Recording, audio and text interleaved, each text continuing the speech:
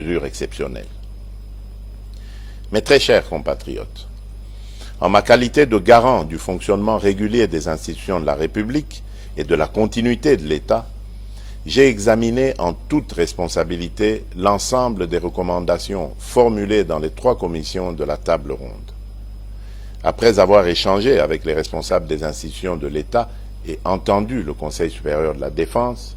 j'ai pris la ferme résolution de conduire, sans atermoiement funeste, mais sans précipitation inconsidérée non plus, les populations des provinces de l'Ituri et du Nord Kivu vers un allègement progressif et graduel du régime de restriction de l'état de siège, avec les meilleures garanties de poursuite du maintien d'une pression maximale sur les ennemis de la paix. C'est pourquoi,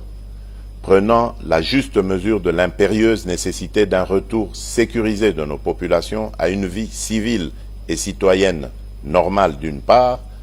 et des avancées enregistrées au cours de la gouvernance sous l'état de siège d'autre part, notamment l'amélioration de la situation sécuritaire dans certaines zones des 2 provinces concernées, j'ai opté, en toute responsabilité, pour la mise en œuvre d'un dispositif transitoire graduel au terme duquel cette situation exceptionnelle devra connaître sa fin. S'inspirant des tendances dégagées des travaux de la table ronde, ce dispositif transitoire consistera au rétablissement de l'autorité civile dans les entités territoriales décentralisées et déconcentrées qui sont déjà sécurisées et sous contrôle des forces armées de la République démocratique du Congo. Ce qui implique la levée des restrictions des libertés constitutionnelles de tous les citoyens et plus particulièrement la libre circulation des personnes et de leurs biens en mettant fin au couvre-feu, la liberté d'association, de manifestation pacifique et de réunion dans le strict respect des conditions légales. Ceci est d'autant plus important que les différents acteurs engagés au processus électoral ont droit à y participer pleinement et sans entrave aucune. Dans le même ordre d'idées, j'engage le gouvernement central à régler, sans délai, les arriérés d'émoluments des animateurs des institutions provinciales mises en veilleuse par l'état de siège, tel que cela leur est garanti par l'ordonnance numéro 21/016 du 3 mai 2021 portant mesures d'application de l'état de siège. Il va sans dire qu'en plus de leurs compétences matérielles, les juridictions civiles, du reste compétentes pour gérer les contentieux électoraux,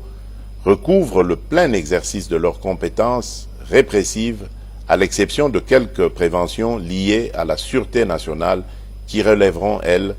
des juridictions militaires. Mes très chers compatriotes, après l'état d'urgence sanitaire,